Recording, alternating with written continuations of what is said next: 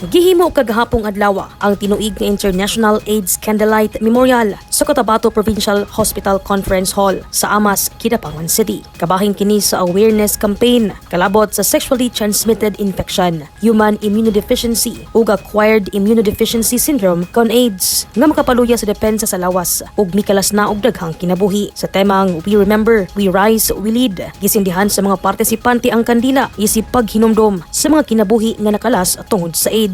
Ingon man ang pag-ila sa kaligon sa mga buhi pa nga nataptan sa HIV ug paghatag kanila og paglaom nga makalingkawas niini. Tubong sab sa aktibidad nga palaparon ng kahibalo kalabot sa mga sexually transmitted infections. Huwag tangon ang diskriminasyon ug usabon ang stigma kabahin ini nga mas nagpalisod sa mga dunay susamang sitwasyon. Gitambungan kini sa mga empleyado sa Kapitolyo ug Municipal Health HIV Coordinators gikan sa nagkalain-laing lungsod sa probinsya sa Cotabato. Daiza Libong, Newsline Philippines, Province of Cotabato. Stay safe.